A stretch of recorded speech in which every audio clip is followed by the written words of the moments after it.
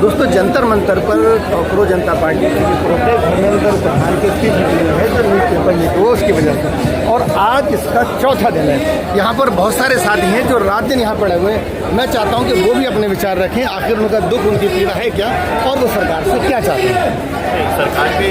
यहाँ पे जब प्रोटेस्ट शुरू हुआ उसकी शुरुआत जब नीट के परीक्षा का पेपर जब लीक होता है उससे देश भर में एक गुस्सा आया। और ये कॉकरोच टर्म तो हम सबको पता है कि जब कोर्ट में केस चला था तो सीजीआई द्वारा ये उन सभी नौजवानों को बोला गया जो व्यवस्था में सुधार की बात करते थे, वहाँ से उनको कॉकरोच बोला गया, तब जाके ये कॉकरोच टर्म आता है। और नीट की पेपर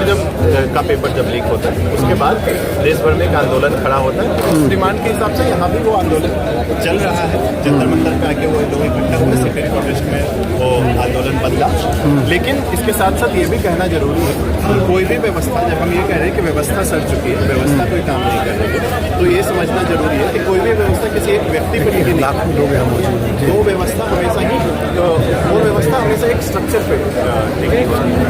आज जब हम शिक्षा व्यवस्था की बात करते हैं कि वो पूरी तरह से चरमरा चुकी है, तो उसमें धर्मेंद्र प्रधान के इस्तीफे से वो शुरुआत हो जिसमें हम अपनी शिक्षा व्यवस्था को सुधार करने की बात करें। सिर्फ वो बच्चे ही स्टूडेंट नहीं है जो नीट की परीक्षा दे रहे हैं, बहुत लाखों बच्चे वो नौकरी हैं जो देश भर में अलग अलग राज्यों में सरकारी नौकरी की परीक्षा देते हैं। पिछले कुछ सालों में लगभग 90 से अधिक पेपर ऐसे हैं जो लीक हुए। सरकारी नौकरी की अधिकतर परीक्षाओं में हम देखते हैं कि सीट कैसे लीक किया जाता है पैसे। उसके अलावा बहुत सारे वो छात्र भी हैं, नौजवान हैं हमारे ही उम्र के, जो शायद दूसरी एक बात यह है कि पेपर देना, पेपर लीक होना मसला नहीं है। आप देखिए कल एक मेरी बेटी का पेपर था, मैं एक साहब मुझे बता रहे थे, वो लोग गंगानगर से आए थे राजस्थान, जो कि पाकिस्तान बॉर्डर पे है। उन्होंने कहा कि मुझे दिल्ली आने के लिए 14-15 घंटे की जर्नी करना पड़ेगी। तो बच्चों को माँ बाप, जो उनकी बेटी दिल्ली में 2 साल से तैयारी कर रही है एग्ज़ाम की, तो बच्चे जो यहाँ हॉस्टल में रह रहे हैं वो खर्चा है, कोचिंग का खर्चा है, रेंट का खर्चा है, आने जाने का खर्चा है, और उसके बाद जब पेपर की नौबत आती है देने के बदले पेपर लीक हो गया, एक दोबारा से माँ बाप को तकलीफ भी होती है और एक बर्डन दोबारा से पड़ जाता है। अब दोबारा से तैयारी करो, दोबारा से पेपर दो, माँ बाप अपना काम खराब करके, अपनी दुकान बंद करके, ऑफिस से छुट्टी लेके बच्चों का एग्ज़ाम दिलाने जाते हैं, और उसके बावजूद पता लगा कि रिजल्ट जो आया वो 0। नहीं, ये सब के पीछे हम देखें तो एक कारण हमें सबसे पहले दिखेगा, वो है कि पैसे वालों का बोलबाला। आज के समय में शिक्षा व्यवस्था में पूरी तरीके से हम देखें, आपके पास अगर पैसे हैं तब आप कोचिंग में एडमिशन ले सकते हैं, आपके पास कम पैसे हैं तो आप किसी खराब कोचिंग में पढ़ेंगे, अपने मेहनत के दम पे एग्जाम देने जाएंगे। आपके पास ज़्यादा पैसे हैं तो आप कोई बहुत अच्छे कोचिंग में पढ़ेंगे, उसके बाद भी अगर आप कोचिंग में पढ़ के भी इस सामर्थ्य नहीं हासिल कर पा रहे कि आप एग्ज़ाम निकाल पाए, तो जिनके पास बहुत सारा पैसा है वो पैसा देकर पेपर खरीद लेते हैं, पेपर लीक करवा देते हैं। बहुत सारी घटनाएं ऐसे आई है कि जिन एग्ज़ाम में पेपर लीक ना भी होते हैं उसमें सीट खरीदे जाते हैं। मतलब यूजीसी नेट की एक परीक्षा है, जो भी लोग इस परीक्षा को देते हैं उनको बखूबी पता है कि हो सकता है कि यूजीसी नेट की परीक्षा का पेपर हर साल लीक नहीं होता, लेकिन इसकी सीट हर साल बिकती है। देश अलग अलग राज्यों में जो सरकारी एग्ज़ाम होते हैं हो सकता है कि उनका पेपर हर साल लीक ना होता हो, लेकिन क्या कोई तेल साबुन जैसी वस्तु नहीं है कि जिसके पास जैसा पैसा रहेगा वो उसका अच्छा साबुन खरीद पाएगा, उसका अच्छा साबुन बनाता है। सबको समान शिक्षा का अधिकार हो, शिक्षा एक अधिकार हो, चाहे वो चपरासी का बच्चा हो या प्रधानमंत्री का बच्चा हो, सबको समान शिक्षा मिले, इसलिए हमेशा नारा भी लगाते हैं, चाहे चपरासी का बच्चा या राजनीति का बच्चा, सबको समान शिक्षा हो इस देश में। कि वो शुरुआत कोई हायर एजुकेशन से नहीं हो, उसके शुरुआत में प्राइमरी एजुकेशन से होना चाहिए। सबसे पहले इस देश में जो पूरी व्यवस्था तो हमको ठीक करना पड़ेगा, गवर्नमेंट का आज हम जो बच्चे सरकारी से प्रोसेस देखिए गरीब सरकारी में पढ़ते हैं, जहाँ टीचर में ठीक से नहीं है या है ही नहीं टीचर। और यूपी में क्या है, बिहार में क्या है, जो टीचर है वो नहीं आते, वो दूसरे लोगों को रखा हुआ है। मतलब 1 लाख रुपये तनख्वाह होगी और 5,000 का दूसरा रखा हुआ है, वो बच्चे पढ़ाते हैं। हम जो पैसे वाले हैं बच्चे ट्रेडिशनल स्कूल में, लग्जरी स्कूल में, बेस्ट फैसिलिटी के साथ, बेहतरीन कोचिंग के साथ, यही हमारे देश की सबसे बड़ी बेकार है। जब भी हम शिक्षा के बारे में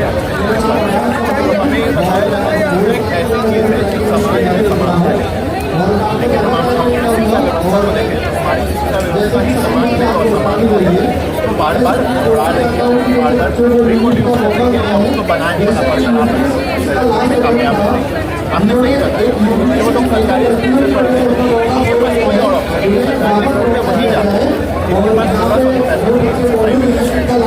प्राइवेट स्कूल के लिए पैसे वो नहीं, या जो डिस्टेंस सेंटर होता है,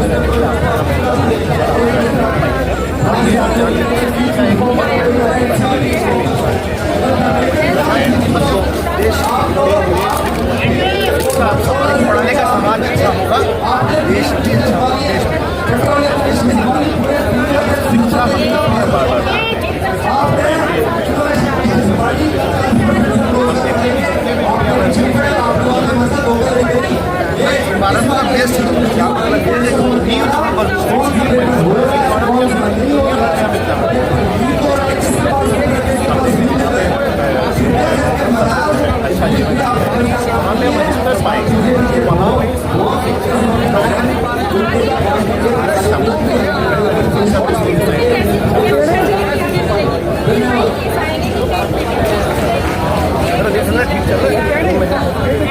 जितने भी विकसित वहाँ पे चाइना 50 साल से कोई चीज़ चाइना से ज़्यादा नहीं, ये खबर नहीं आती, वहाँ इस तरह के लोग खरीद होते हैं और वहाँ इस तरह के जब हम बार बार हमारे सरकारों द्वारा नेताओं द्वारा बोलते हैं कि विकसित भारत सिर्फ नारा ही है, ये नारा जमीन स्तर पर ये है कि लोग ये चाहते हैं कि एग्जाम की जिम्मेदारी क्या हो, अगर नहीं जमा रहे तो उसका इस्तीफा आज 4 दिन हो गए या फिर और मांग कर रहे हैं कि भाई आप कुछ मत करो, खाली रिजाइन कर दो, हमें जिम्मेदार आप यही तो नारा है। सरकार अपनी जिम्मेदारी से ये सरकार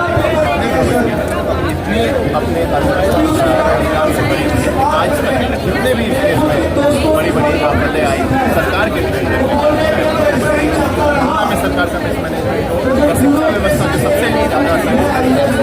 में डालती है जबकि कोई भी एक किसी बड़े अधिकारी को कभी भी कार्रवाई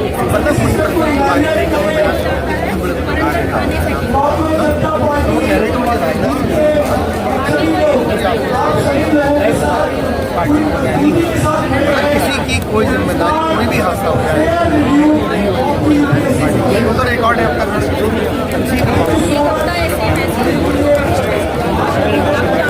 किसानों ने एक साल ज़्यादा नहीं। अब सवाल यह है कि क्या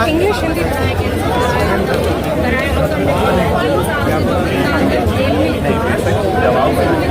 हम अगर देखें किसान को दबाव बनाए किसान 7 महीने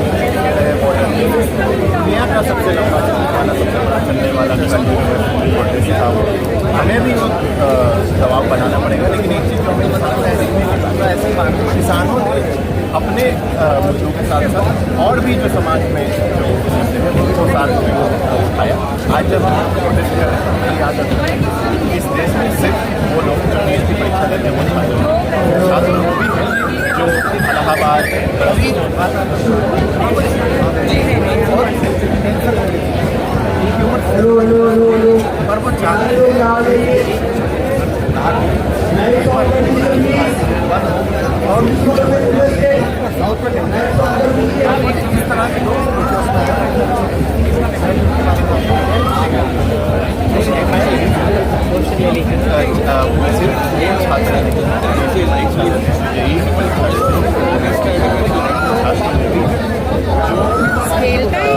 ₹5,000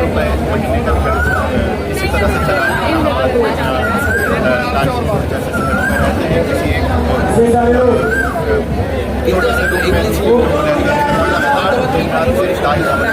सरकारी परीक्षा छात्र वो लोग सरकारी उनका भी सपना था कभी करने का शिक्षक, लेकिन शायद उनके पास ये अपॉर्चुनिटी नहीं आ पाई। बहुत सारे ऐसे नौकरी पर जाना पड़ता है, ये सारा काम करना पड़ता है। नौजवानों की जब हम बात करते हैं तो नौजवान देश के अलग अलग वर्ग में एक नौजवानों की संख्या अपने यहाँ पे दिखेगी जो लेना चाहते हैं और नौजवान समर्थ नहीं कर सके, लेकिन उसके बाद देखते हैं इलाहाबाद और इन सब भी जो हिस्सा है उनकी मांग ज़्यादा नहीं बनता।